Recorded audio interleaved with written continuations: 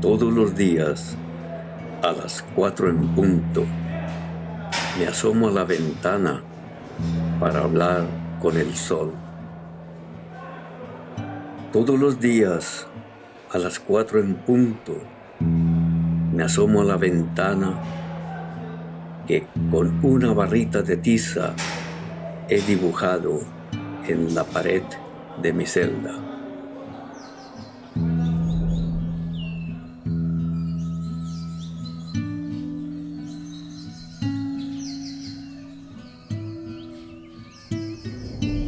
En el exilio estábamos los menores pendientes de lo que los adultos estaban tratando de resolver, porque ellos querían todos regresar, ellos esperaban que pudieran regresar, que todo se aclarara, que quedaran exculpados, que la verdad saliera.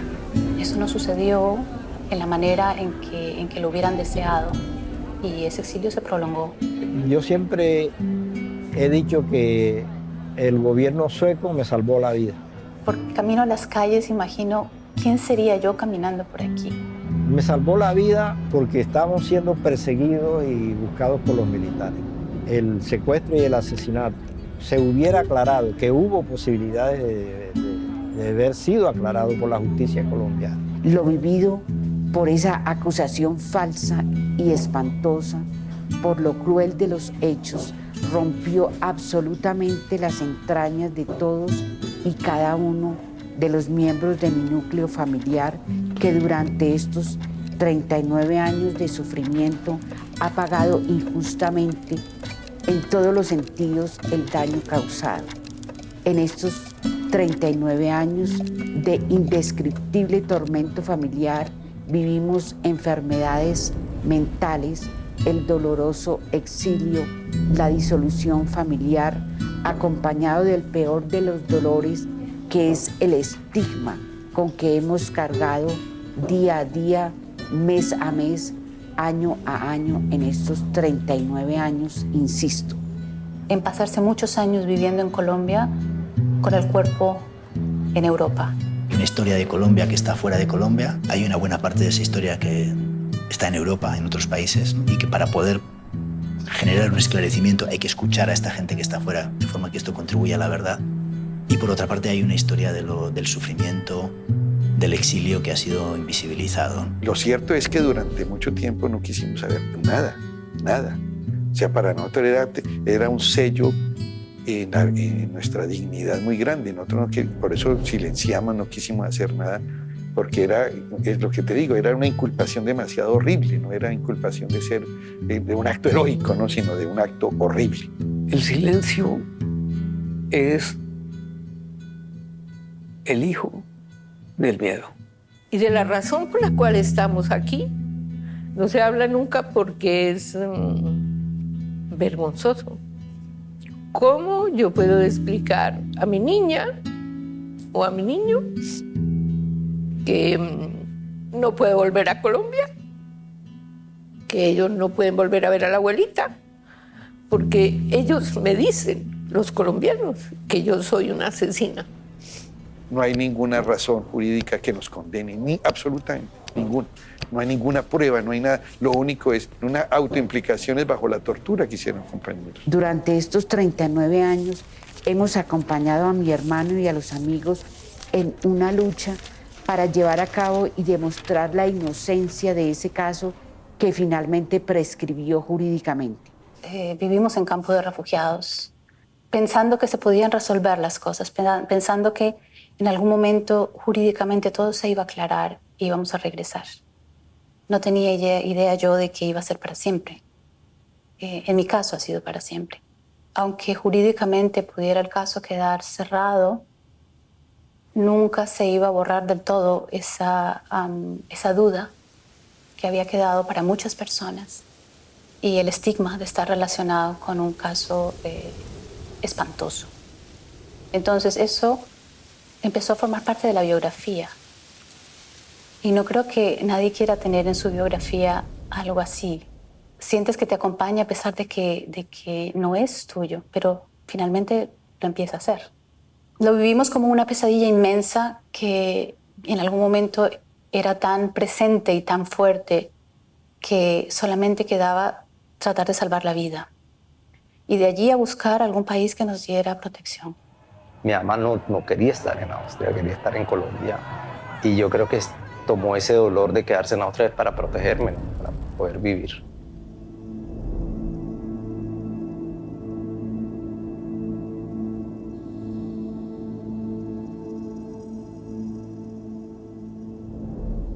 Todas esas vivencias de mis abuelos, de mi abuelito, decía él, la de mi padre y mi madre, son como una mochila que yo no puedo abrir, de la cual yo no me puedo deshacer.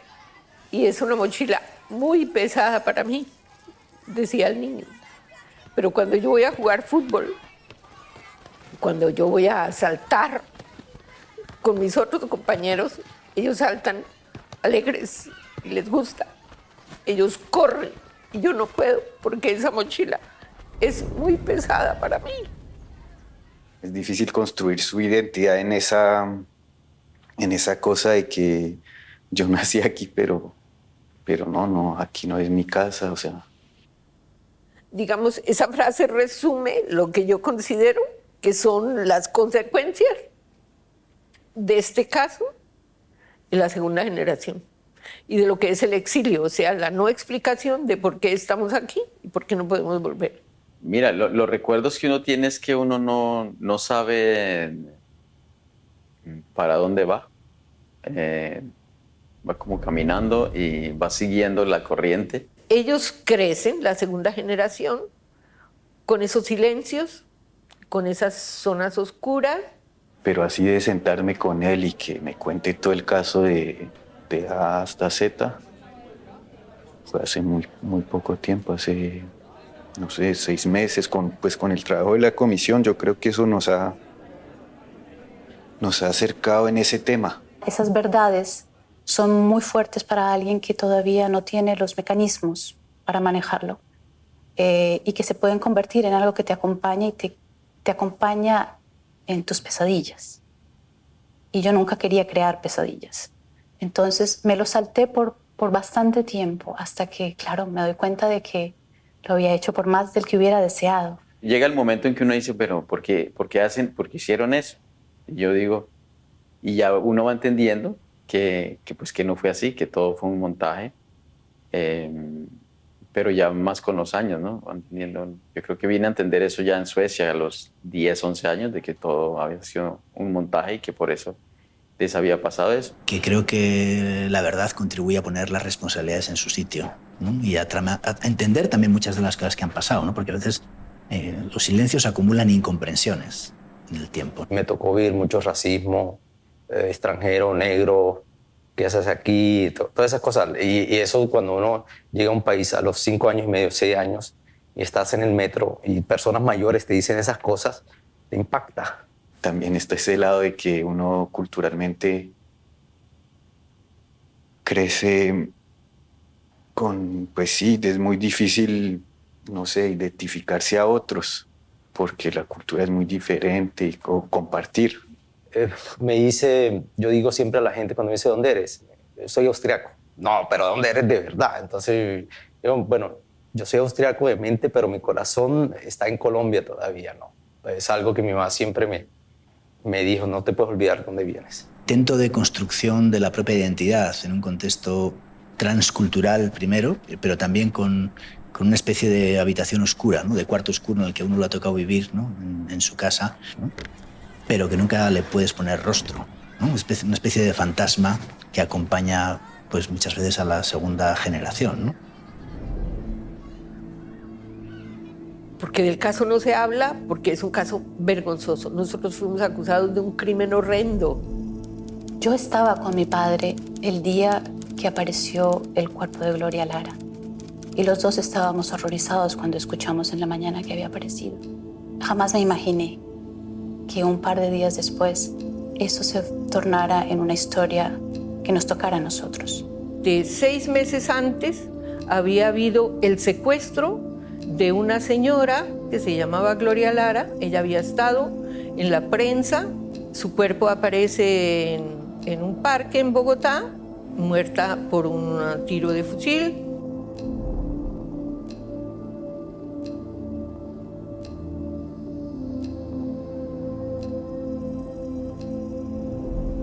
Y aparezco de un momento a otro como responsable, como copartícipe de ese secuestro y asesinato. En la prensa, en la televisión. Eso fue pues un golpe muy fuerte, muy duro. Para mí era una gran equivocación que necesariamente se iba a aclarar. Eso fue el 28 de diciembre de 1982. Esta señora aparece con esa bandera. Aparece también, decía la prensa, un detective secreto que dice al ejército, a la Brigada de Institutos Militares, que él estuvo en conversaciones y él sabe quiénes son. Apareció en el proceso una carta firmada por una persona que se presentaba como informante y consignó en esa carta una lista con los nombres de las personas que supuestamente habían participado en el secuestro. El juez Alford recibió la declaración de este informante. El juez comenzó preguntándole, por supuesto, por el nombre y demás condiciones personales. Y a medida que avanzaba en las preguntas, se daba cuenta de que esta persona no estaba diciendo la verdad. Se notaba que estaba inventando. No supo decir dónde fue el encuentro, no supo decir cómo era la persona, si era alto, bajito, gordo o flaco, etcétera, porque a medida que avanzaba el relato, el juez iba descubriendo inconsistencias y le preguntaba y ahondaba en esas inconsistencias. Capturaron y torturaron al primer compañero. Lo secuestran, lo meten en el piso de ese taxi, lo amenazan, le dicen que ellos son miembros del MAS, que es un movimiento de los orígenes del paramilitarismo en Colombia, que era muerte a secuestradores. El caso de Gloria Lara tiene tres características a nivel jurídico que lo distinguen y que muestran que es una injusticia. La primera, cómo y quién capturó a estas personas. Era legal esa detención por parte de la brigada porque eso lo debían de hacer los cuerpos de seguridad de la policía, o sea, el F2 o el DAS, pero fue el ejército el que inició las detenciones. Y bueno, eso significa que nos llevan entonces a la brigada. Tenemos el Cantón Norte, conocido en Bogotá, ¿no? Ahí cerca de Usaquén. Lo que muestra este caso, ¿no? Y lo que hemos conocido en otros casos, es que ahí durante al menos una década, ¿no? Se dieron muchos casos de personas que fueron detenidas y torturadas, ¿no? En los cuales pues, hubo numerosas víctimas, ¿no? Acusadas de ser del M-19, de los casos del Palacio de Justicia, de este caso Gloria Lara, del movimiento estudiantil. La segunda, las torturas que sufrieron para que supuestamente confesaran y dieran los relatos que dieron.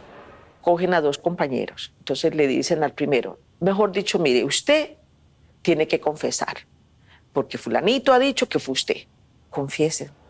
Mire, si usted no confiesa las buenas, vamos a conocer, pues confiese a las malas. 4 o 5 días de tortura permanentes, con baños, con la cabeza metida en un balde de agua, con lo que se les imaginara al elemento que estaba en ese momento haciendo la tortura, porque eran varios, todos eran expertos en eso, ¿no? Con sus máscaras y todo.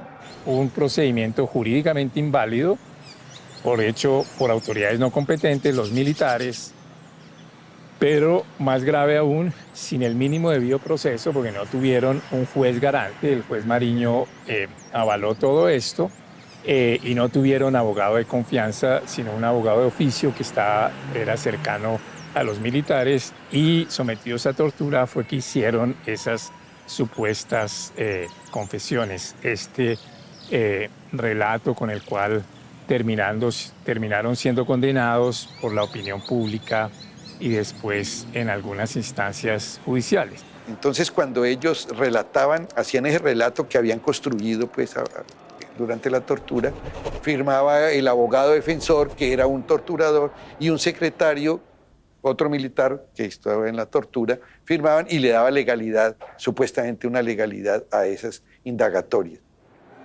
Y esas fueron las dos personas que torturan primero. Eso ya, digamos, hace que este proceso sea totalmente nulo jurídicamente. Lo están interrogando las autoridades que no corresponden en un ambiente que no corresponde. Así que con ese guión ya elaborado del 17, empiezan a detener a las demás compañeras y compañeros. En total 9 fuimos los que pasamos por ahí. En el caso de los allanamientos, donde el ejército llega con camiones, ya eran muchos los militares que llegaban. Ellos llegaban a nuestras casas golpeando de unas maneras terribles, donde uno decía, ¿y aquí qué pasa a las 2 de la mañana? Donde prácticamente a golpes tumbaban los portones. Entraban de una manera muy violenta con sus armas.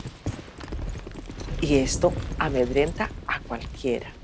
Lo primero que hacen es mirar quiénes se encuentran y arrumarlos en un solo cuarto. En el caso de mi familia estaba mi mamá, mi hermana y una sobrina que en ese momento tendría 6, 7 añitos. Entonces, cuando tú te despiertas a las 2 de la mañana y ves 3 militares apuntándote, y yo tengo 6 años, 3 militares apuntándote con sus armas. Todos habían sufrido tortura. Todos habían confesado que ellos eran los asesinos de Gloria Lara. ¿Cómo se va a confesar una cosa que no se ha hecho y que no se sabe y que no se entiende? No, señor, eso no es cierto. Usted está echando mentiras y dele con la tortura.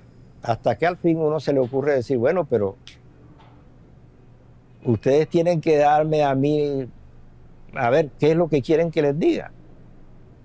Tienen que darme una idea de qué es lo que quieren ustedes que les diga. No, se lo vamos a recordar, se lo vamos a refrescar.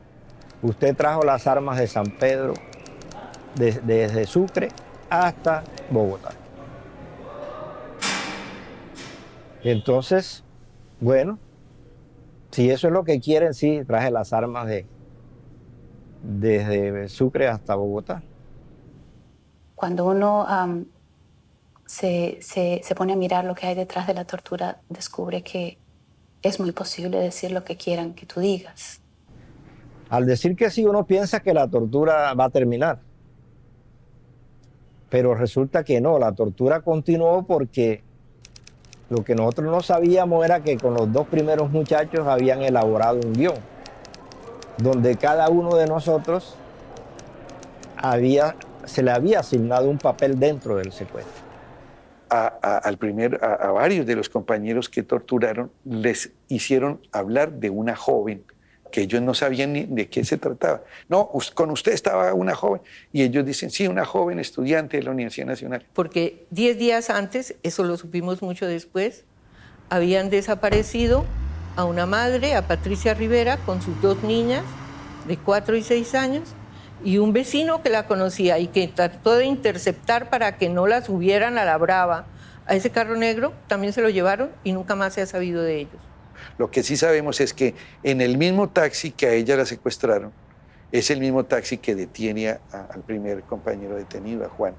Es el mismo taxi, las mismas placas, y se comprueba en el expediente que ese taxi y esas placas estaba en posesión de la brigada. O sea que el caso tiene tortura, desaparición forzada.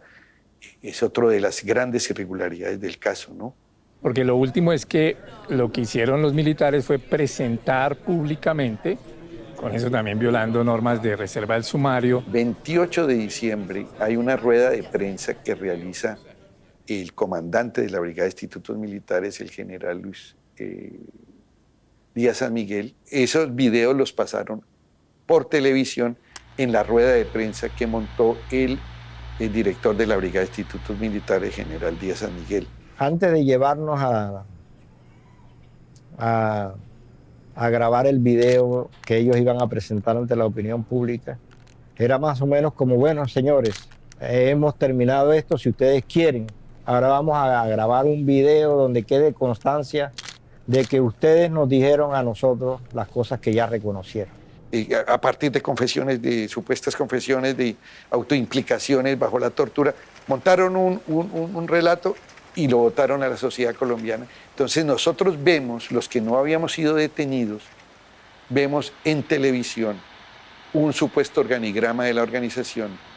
Aparecía que Gloria Lara había estado secuestrada y prisionera en mi casa, donde yo vivía con mis niños y con mi marido. Esto era una cosa, realmente era una pesadilla. La inconsistencia de estas pruebas es que dicen que ahí están las confesiones. Es la única prueba contra ellos. A ellos no les encuentran ninguna prueba material. No les encuentran ninguna relación en que les hubieran encontrado una foto de Gloria Lara, algunas de las armas con que tuvieron a Gloria Lara. Ninguna prueba material. La única prueba son sus autoconfesiones, sus confesiones en que se incriminan supuestamente entre ellos.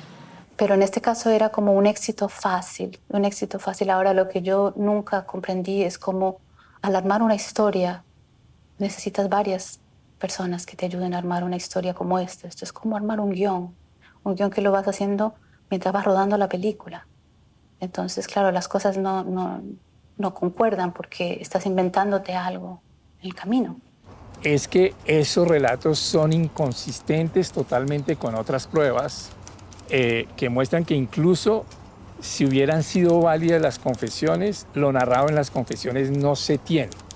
¿Por qué? Cosas como las siguientes. Todos los testigos que vieron el secuestro de Gloria Lara dicen que fue en un campero. En los testimonios de ellos los hacen confesar que fue, si mal no recuerdo, en un Simca o en un Renault. O sea, no coincide. Luego dicen que Espitia la asesinó tal día. Y hay pruebas de que Espitia, por, digamos, tarjetas de trabajo, en esas horas, ese día estaba trabajando. Luego no pudo ser él. Todo el relato tiene contradicciones con otras pruebas que muestran que el relato no se tiene.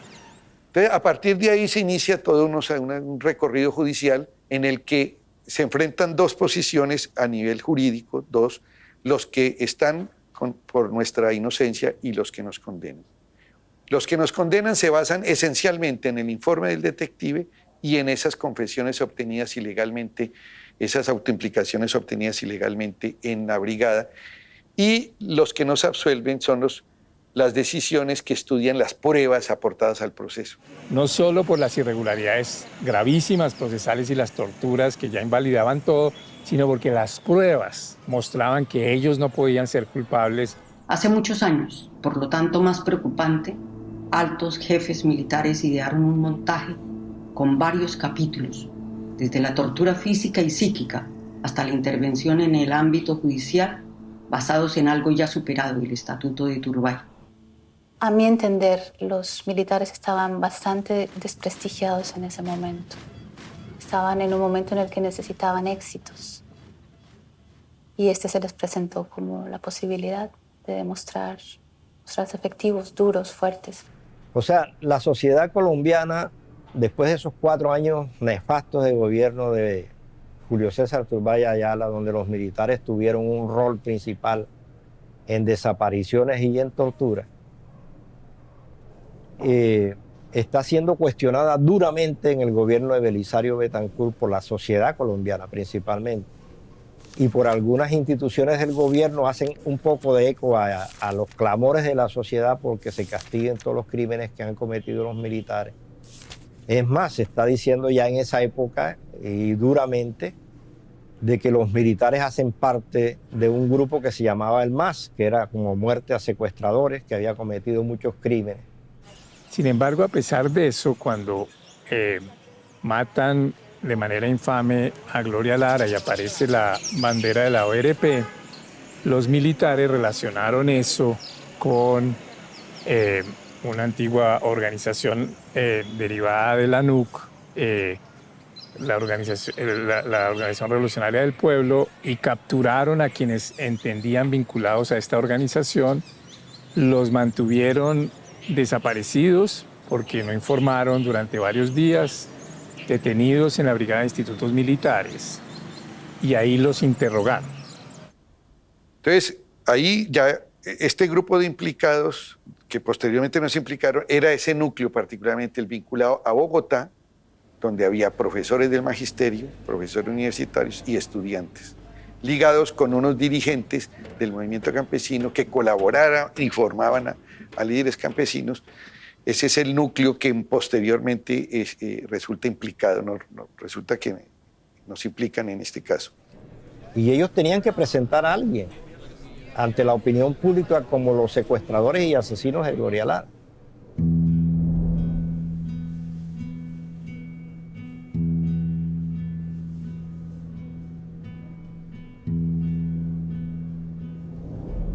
El caso nuestro, el caso Gloria Lara, fue presentado en Colombia de una manera de un crimen tan atroz. Tuvieron la capacidad de hacer el acto más atroz que haya sucedido en Colombia. Solamente con pensar que uno está metido ahí, daba susto. A pesar de que tú eres inocente, pero sentir tu nombre ahí daba miedo. Creo que el momento para mí más difícil de todos esos eran los noticieros en la noche. Los noticieros donde salían unas pancartas donde habían puesto las fotos de mi papá y sus amigos, gente que yo conocía. Y aparece el jefe de la brigada, el director, diciendo: el ejército desmanteló la banda que secuestró y asesinó a Gloria Lara. Entonces era como la película que podías ver todas las noches, cómo se iba desarrollando, un caso que iban ellos resolviendo noche a noche en el noticiero principal, ¿no? Y hay que tener en cuenta que eso se presentó de manera tan cruel, ese asesinato, pues que la sociedad colombiana estaba ávida de tener unos culpables. Y ya después, cuando todas las cosas están dichas, lo que tú puedas ir detrás tratando de rectificar, eso se escucha mucho menos. Ya esa otra noticia pesa más. La importancia del buen periodismo en temas judiciales. O sea, uno de los elementos que hizo que terminaran así condenados fue la manera como la prensa manejó alegremente las declaraciones, digamos, las supuestas confesiones que hicieron forzados por los militares. En marzo del 83, es secuestrado el gerente de la Texaco en Colombia, o un alto funcionario de la Texaco que se llamaba, no sé si exista, Kenneth Bicho. Yo recuerdo que yo estaba escondido y yo dije, esto se aclaró. Ya apareció otros tipos, eso deben ser delincuentes comunes, que vuelven y reivindican a nombre de la ORP. Para mí fue un alivio realmente. Dije, bueno, ya ahora sí la justicia se va a dar cuenta que este grupo que nos implica no tenemos nada que ver con ese delito. Y luego se muestra que estos que secuestraron a Bishop, por una serie de coincidencias o indicios probatorios, pues tienen que ser la misma organización que secuestró a Gloria Lara. ¿Como cuáles? Son las mismas armas las que aparecen en las fotos. Son el mismo tipo de fotos en los mismos ángulos con las mismas Polaroid. La máquina de escribir con que envían los mensajes es la misma. Las llamadas telefónicas que se hacen es la misma voz. O sea que era el mismo aparato el que había secuestrado a Gloria Lara, el que secuestra a Bishop. Entonces, si es así, ¿cómo podían ser culpables los otros que nunca mencionaron al juez Murcia, que nunca mencionaron a nadie más? El relato definitivamente no se tiene. Y unos meses después, una mujer, dos mujeres, Marta Lucía Ropero, creo, bueno, una señora Ropero y su madre, y dicen, nosotros sabemos, él fue el que secuestró a Bishop. Nosotros sabemos, y lo tuvieron en tal parte, y ellos están en tal lugar. Efectivamente, los cuerpos de seguridad van a esta dirección y encuentran a este señor Murcia, Iván Darío Murcia, que había sido juez en Caicedonia Valle. Lo detienen y detienen a dos personas más, a Guillermo Ferro y a Héctor Matiz. Sin embargo, nosotros vamos hasta septiembre. Esto pasa en abril, nosotros vamos hasta septiembre de 1983, nos pone el juez en libertad. En el 85, pues todos esos términos judiciales lleva que 2 años después, en el año 85, octubre, ese juez llame a juicio a este grupo encabezado por Iván Darío Murcia, los llame a juicio por ese delito de Gloria Lara, y a nosotros nos dicte, a todos esos implicados por el ejército, nos dicte sobreseimiento temporal. Y los militares sabían que eso era una cuestión mortal para ellos, de que nosotros estuviéramos en libertad y de que las palabras de ellos, de que ellos habían desmantelado, pues quedaba en el aire. Y el tribunal dice, no señores, las confesiones que aparecen en el proceso tienen más fuerza legal que otras pruebas. Y hay un informe de un detective que le contó un ex miembro de la ORP y unas confesiones que priman sobre el resto de pruebas. Entonces nos llama a juicio a nosotros y deja por fuera a Iván Darío Murcia y a su banda. A Iván Darío Murcia. Ahora hay que contar que este señor Iván Darío Murcia se escapó de la cárcel Modelo. Él estuvo preso y se escapó. Las señoras que lo denunciaron, nunca se volvió a saber de ellas. Los otros dos implicados, los que detuvieron y que estuvieron en esto, salieron por vicios de procedimiento, porque no los llamaron a juicio en un término legal. Salieron, o sea, es decir, que no quedó de ese grupo nadie detenido. Por el contrario, nos llamaron a nosotros a juicio. Eso fue... O sea. Entonces yo creo que la combinación de estos tres factores, la absoluta militarización de la investigación con intereses que uno no sabe que había detrás, pero que podía ser tratar de desacreditar totalmente a la izquierda y mostrar resultados, contrariamente a cualquier norma legal, la tortura y violación flagrante del debido proceso con la cual se extrajeron supuestas confesiones, y luego la valoración probatoria muestra que quienes fueron inicialmente condenados nunca pudieron estar involucrados en el crimen de Gloria Lara y que los verdaderos responsables son la banda atroz, puramente criminal del ex juez Murcia, responsable después del secuestro de Bishop.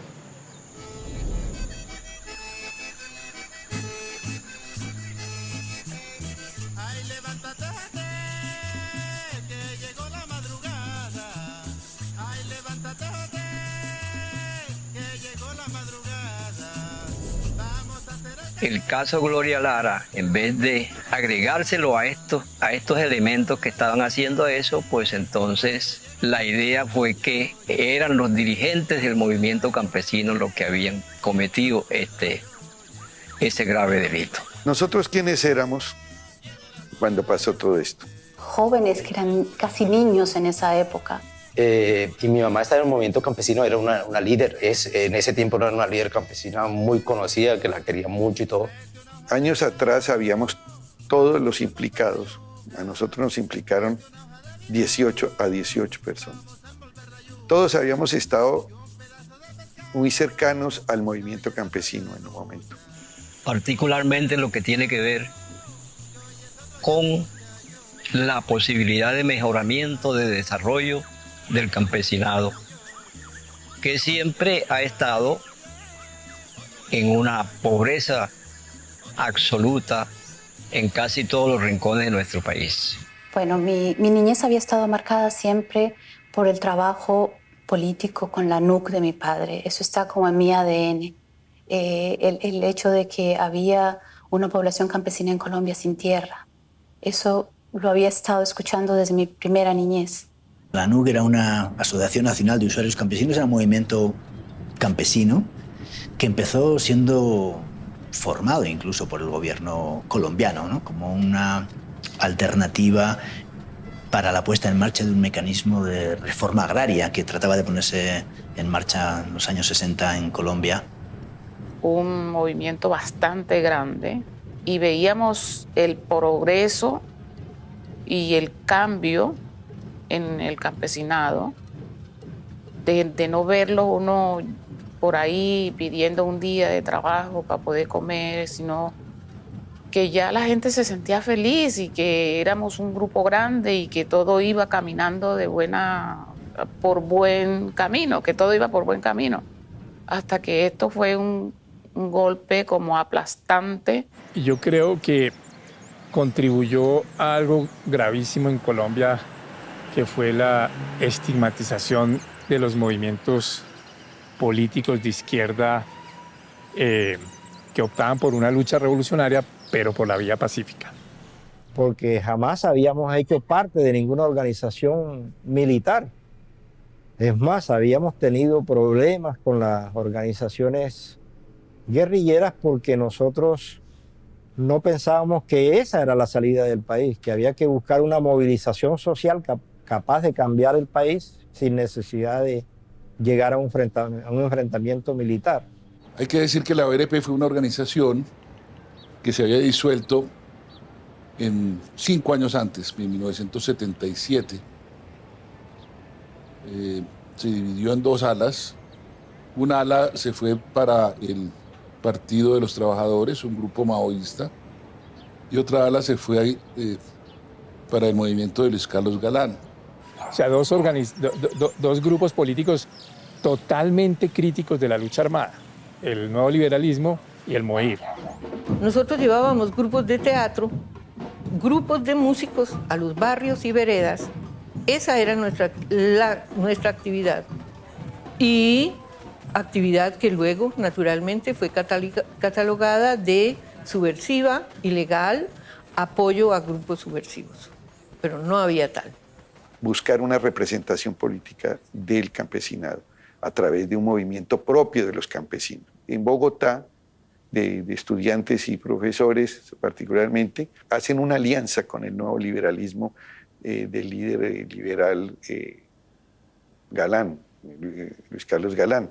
Este acuerdo para nosotros era muy importante porque Luis Carlos Galán Sarmiento había tomado una fuerza también en el campesinado a nivel nacional, sobre todo en la lucha contra el narcotráfico, que es lo que nos domina hoy en día. Todas las cosas que suceden hoy en día del narcotráfico indican de que prácticamente están en el poder, siguen en el poder. Y creo que es una de las frases de Luis Carlos Galán: o derrotamos al narcotráfico o el narcotráfico termina tomándose el poder de la política y del Estado en Colombia. Había que cortar ese avance que llevaba el doctor Luis Carlos Galán Sarmiento con ese movimiento, había que mocharlo y decir, ese señor está no solamente criticando al narcotráfico y la corrupción, sino que está apoyando a unos criminales, ¿sí? Exactamente eso buscaban y exactamente eso se dio con la acusación que se hizo a nuestra organización, que lograron su objetivo, que fue acabar esa organización. Muchos compañeros muertos en tomas de tierra, en tierras que ya estaban en manos de los campesinos. Entonces esto acaba de desarticular. Cuando los militares nos involucran en este montaje, pues nosotros éramos como la cabeza del movimiento. Entonces la gente, digamos, en los municipios, en los corregimientos, queda totalmente desorientada. Muchos de ellos ya no están con nosotros. Que su voz de ellos, de ellas, siga siendo un faro en tiempos difíciles. Y el miedo también de muchos campesinos de involucrarse ya con nosotros porque ya no éramos los que ayudábamos, sino ya éramos los que los podíamos meter en un lío. Golpearon y sobre todo, por ejemplo, cuando uno lo ve, la barrida del movimiento campesino, esa pérdida de esa dirección, pero esa dirección no podía resistir el embate del paramilitarismo, imposible. Y la única oportunidad era saliendo del país. Aunque me hubieran puesto en libertad y que los militares no me hubieran estado buscando, no hubiera sobrevivido porque nuestro arraigo era con la organización campesina. Y los campesinos seguían requiriendo de una orientación para poder sobrevivir ese momento tan difícil del paramilitarismo abiertamente. Y en las zonas donde nosotros estuvimos, como el sur de Bolívar, como las sabanas de Sucre, de Córdoba, del Cesar, Ahí fue la concentración paramilitar. Las tierras baldías, sobre todo porque el campesinado siempre estuvo empeñado en que eran las tierras que no estaban produciendo, que no estaban cumpliendo ningún papel, las que había que afectar y desde luego poner en un proceso de desarrollo, de avance para los pueblos, para las comunidades, para los corregimientos que eran demasiadamente pobres. Campesino, que es una fuerza positiva. A veces es visto muchas veces por los estados como un opositor, ¿no? Como alguien a criticar, como alguien que lucha contra el Estado, en lugar de ser visto como el aliado fundamental para la construcción de la Colombia rural, ¿no? Fue mucho después de que me di cuenta de esa importancia y de las implicaciones de que haya miles de personas sin tierra. Pero esto no es un caso jurídico, es un caso político, entonces por eso va a seguir siendo como usado siempre para poder perjudicar al que se quiere perjudicar. Pero eso tiene una dimensión jurídica en términos de que no hay investigación, no hay condenas, etc. Pero también tiene una dimensión política, ¿no? En el sentido de que muchas de las prácticas políticas que hicieron posibles esas acciones terminan no pudiendo ser cuestionadas y terminan legitimándose en el tiempo. Y yo creo que esto es la tragedia de este caso, que por haberse ensañado contra gente de izquierda, porque yo creo que sí había intereses en tratar de atribuirle a la izquierda este crimen. Estamos en el año 82, hay un esfuerzo de proceso de paz, hay un esfuerzo de apertura hacia la izquierda para que esta democracia sea mejor. Entonces se ensañan contra ellos y por ensañarse contra ellos finalmente se consagra la total impunidad del atroz crimen de Gloria Lara. Para mí el Estado colombiano tiene que repararnos por esas cosas, porque inventarse una mentira y te obligan a ir a otro país es injusto. Es injusto. ¿Y quién se queda? ¿Y quién está en las tierras hoy en día? Verifica, ¿no? La gente que siempre busca la mentira ¿cómo se dice? El poder de las armas para alcanzar sus fines. Le tuve mucha rabia a Colombia, el país, porque por una mentira tuvimos que irnos, ¿no? O por tratar de ser justo. ¿Quiénes de la segunda generación se metieron en la política? Y son contados, son 1 o 2. No, yo creo que yo sí. Yo me alejo un poco de todo eso, no me interesa y sigo, pero de lejos, sí. Yo soñé siempre con ser un abogado penalista y quería hacer eso. Esa idea siempre la tuve y esa idea es una frustración que se quedó. Cómo esto frustró un desarrollo profesional se aplica a casi todos, si no es todos los condenados injustamente en este caso y que tuvieron que exilarse como docentes o como abogados. Y entonces todo este grupo, todas estas vidas terminaron profundamente afectadas. Yo estudié 5 años de Derecho y en un brochazo, en un momento, en un día, todo eso que yo estudié de Derecho lo borraron con la bota militar, pisoteó todo lo que yo había estudiado. Y él tiene muchos amigos que están en puestos que estoy seguro que a él le hubiera gustado mucho estar en esos cargos. Y pues acá él no pertenece al mismo mundo que cuando él está allá. Él acá pertenece al mundo de la inmigración trabajadora. Porque no logra construir totalmente su vida allá, porque está pensando que puede retornar, sobre todo sabiendo que esta era una condena tan absurda que uno tenía la esperanza que en algún momento la justicia declarara su inocencia. Y entonces no podía ni consolidar una vida profesional afuera, ni reconstruir su vida profesional en Colombia. Pero de pronto estás afuera, no puedes hacer ese sueño en donde lo tienes. Entonces, en esa medida se convierte en una derrota. Llegar a Suecia y que te digan aquí tu título de abogado no vale nada y y si quiere pues sobrevivir tiene que meterse a una fábrica de papel y a trabajar, ¿no? Yo hubiera deseado ver cómo se desarrollaba él como líder político. Hubiera querido saber también cada uno de ellos, que era tan joven, ¿dónde habría estado? Porque yo hoy me pongo a verlos y pienso, tienen la edad que tiene mi hija. Salimos no voluntariamente, fuimos arrancados violentamente de nuestra tierra, de nuestra historia, de nuestra cultura. Es una ruptura muy fuerte, ¿no? Fuimos violentados y apartados de lo que éramos. Porque no solamente es dejar una tierra, una comunidad, unas calles en las que has vivido, ¿no? También es dejar una historia en la que te reconoces, ¿no? Y de repente es estar en otro país, en otro lugar, un lugar al que no quieres estar, al que no has decidido ir, que tienes que salir de forma forzada, un lugar en el que no te reconoces, ¿no? En el que las calles no son tuyas, los olores no son los que tú has vivido, en el que la gente habla de otras maneras, en el que te miran raro porque eres colombiano o colombiana.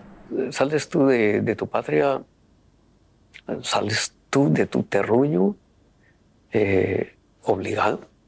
Pues mi hermano, mi papá se fueron para París, yo me fui para Suiza, entonces gente se quedó ahí en Italia, etcétera. Entonces fue como cada uno por su cuenta y bueno, ahí empezó mi exilio, diré. En Austria hay algo que uno crece y es que el austriaco, más que todo en la ciudad, no puedo hablar de toda Austria, sino en Viena, es muy callado, ¿no? El vecino se saluda con el vecino, todas estas cosas. Entonces tú llegas a Colombia, a un barrio donde tú vas pasando y tú, buenos días, buenos días, buenos días, buenos días, y saludan de cómo está esto. Entonces eso me impactó mucho y me pareció muy bonito. Entonces llegar después otra vez a Austria a encerrarte en un apartamento de 40 metros cuadrados, me daba depresión y lloraba mucho y me quería regresar a Colombia. ¿Por qué yo estoy sin familia? ¿Dónde están mis primos? ¿Por qué yo no puedo ir porque hay fotos, ¿no? Que llegan. Entonces, ¿por qué yo no puedo estar en el cumpleaños de mis primas? Primero, el que se rompieran todos los lazos familiares, de que pierdes realmente ver a primos, abuelos, una vez cada 10 años, como es mi caso, hace que esos lazos se queden siempre como los lazos de cuando me fui, cuando era una niña. Que pasé varios meses sin hablar a compañeros o a nadie. O sea que yo no quería como estudiar el sueco, no quería quedarme en Suecia. Y porque uno crece con mi papá siempre que los franceses, no sé qué, los franceses. Entonces hay como una distancia entre él y los franceses y yo crezco en eso. Entonces uno pues no quiere ser francés porque es como algo diferente. Fuimos algunas veces juntos a Colombia, pero ella siempre me mandaba solo también para que no se le olvide dónde es y vaya, tienen que ir a Colombia, vaya, usted viene de allá, no se lo olvide. Que yo me siento colombiano y que creo sí que yo siento que hago parte de la historia de Colombia.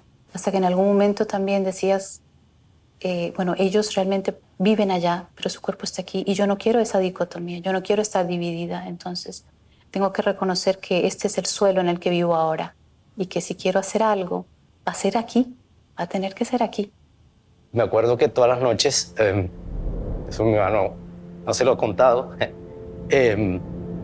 abría la ventana y miraba hacia arriba y le pedí a Dios que regresara a mi mamá, ¿no? En algún momento ya yo no quería que me definiera esa historia. Necesitaba también empezar a poder tener mi propia historia. Fue muy difícil, como te digo, convertirse en adulto desde niño, ¿no? Tener esas responsabilidades. Tal vez por eso yo tampoco, todavía no tengo hijos o estas cosas, porque no he querido darle tal vez la misma historia o que se repita esa clase de cosas, ¿no?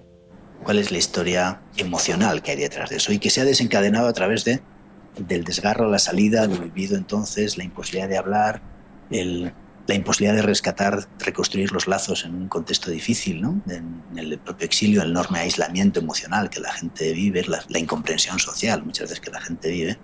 Y explicárselo a las siguientes generaciones, a mí por lo menos me ha costado. Siempre he tenido una versión corta, porque no quiero tampoco que el horror sea algo que se una con la historia familiar. La gente lo afronta a través del silencio, ¿no?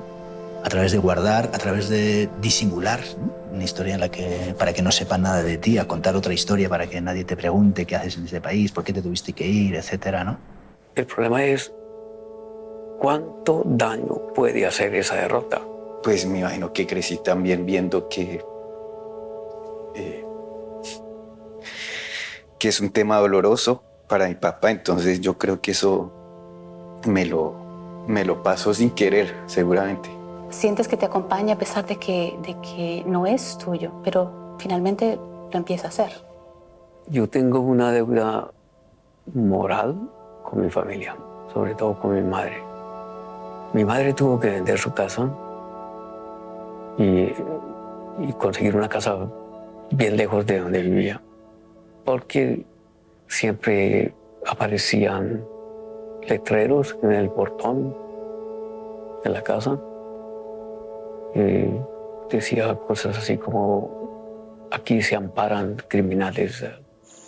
La parte familiar, cómo es trastocada, cómo es tratada. Eso acompañó a mi madre todos los días de su vida hasta la muerte. El saber si ella podía volver a estar conmigo o no. El saber si yo iba a poder volver a mi casa o no. A reuniones de madres de los presos, de los torturados, que tuviera que haberse metido en una vida que nunca la planeó. Lamentablemente, sus hijos están convencidos que nosotros hemos sido. Nosotros no somos. Este caso es un doble fracaso judicial porque condena a unos inocentes y evita investigar y condenar a los verdaderos culpables. Pero yo tengo mis respetos hacia el destino trágico de esa mujer. Ellos también, yo creo que son víctimas y sufren mucho. Y sus nietos seguramente también. Fui a otra parte a presentar un libro de poesía y lo sabotearon. Digamos, algún periodista pidió públicamente que el alcalde diera razones de por qué invitaba a un asesino a una lectura de poesía. Entonces yo creo que es importante recalcar como un caso de los primeros casos que llaman falsos positivos, de que se hacen todo un montaje y no es el único, no va a ser el único. Hace poco, un video de un joven músico de la Universidad del Valle, y unas horas después de que está el muchacho en este concierto, aparece golpeado, se lo lleva la policía, aparece golpeado diciendo que él había hecho actos de vandalismo, que estaba ahí porque era un vándalo, y pues se veía pues golpeado. Entonces esa imagen de ese muchacho me llevó a recordar que 39 años después siguen utilizando los mismos métodos, las mismas mentiras para dar seguramente una respuesta positiva de la capacidad del ejército, de la policía de resolver este tipo de acciones. Entonces estoy súper seguro que el exilio nos salvó la vida a todos los que estuvimos, digamos, involucrados por los militares en ese caso. Si bien somos pesimistas de la razón, somos optimistas de la voluntad. Pero también el exilio es ganar otras cosas. No todo es pérdida. Eso no. Al inicio sí lo es, obviamente, pero también es una forma como de reestructurar la vida. En un país democrático, tú quedas untado totalmente de los conceptos democráticos de la opinión del otro que vale tanto como la tuya, de la tranquilidad, del consenso, en lugar del enfrentamiento, sino del consenso. Digamos, una serie de patrones culturales y patrones sociales que hacen que uno no vuelva allá, digamos, en mi caso. Y en esa medida, uno nunca regresa del exilio. Yo, al país en el que vivo, le agradezco el estar viva. De todas maneras, el proceso de adaptación no fue fácil, pero aquí estamos. Entonces yo, ¿de qué estoy orgullosa? De que todos nosotros quienes salimos hemos podido crecer de nuevo. Es un agradecimiento bien profundo porque nosotros sí teníamos la esperanza de que algún día tenía que quedar esto claro y tenemos la esperanza de que va a quedar claro.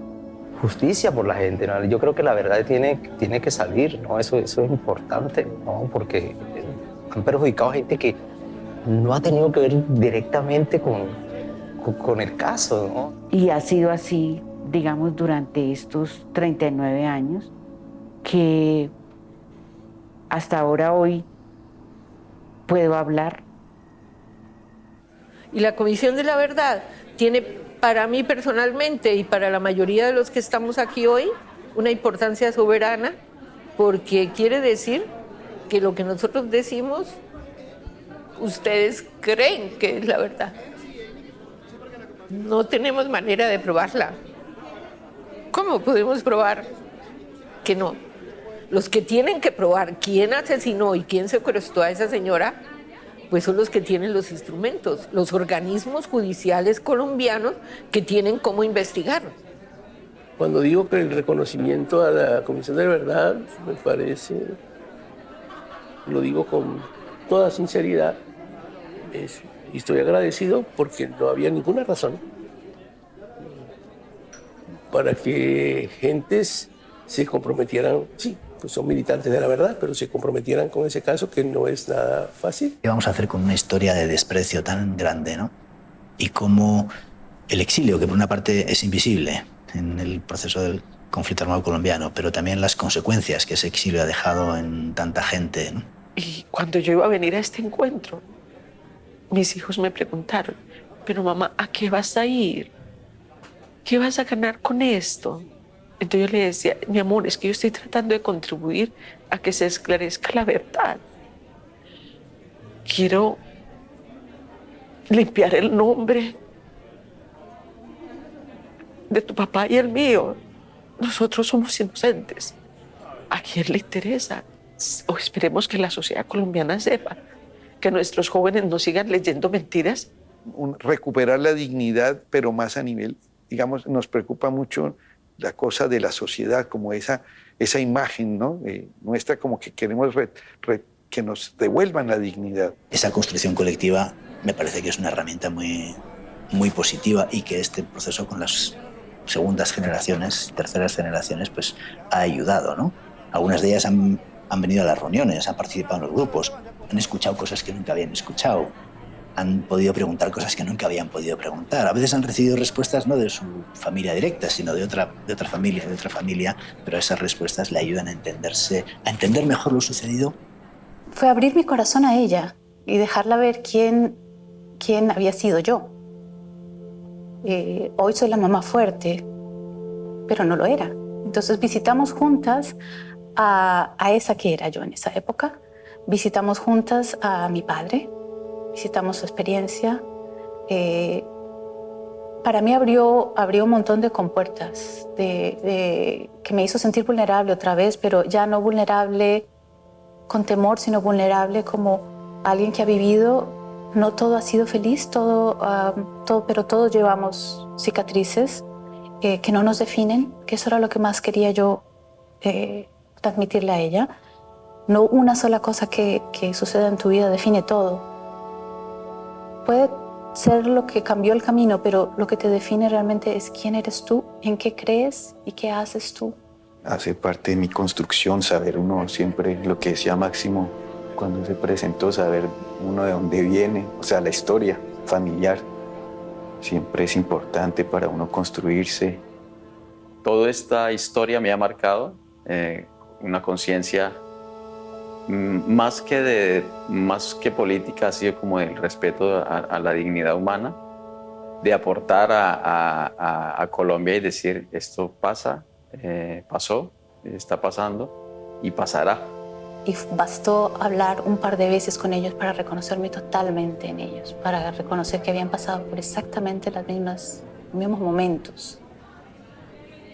En un idioma distinto, pero habían pasado los mismos momentos. Entonces ha habido un reconocimiento de te reconozco y reconozco tu historia porque la he vivido yo también.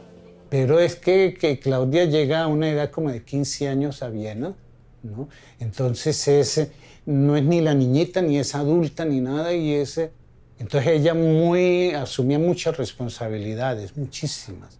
Ver cómo lo que le ha pasado al otro, la otra es parte de lo que también te ha pasado a ti, ¿no? Y eso reconstruye una identidad positiva en un contexto que te niega, ¿no? Porque convierte eso que uno ha guardado en el corazón durante muchos años en también algo microsocial, ¿no? Que hay una validación colectiva y hay una identificación colectiva que es una energía, creo, muy positiva.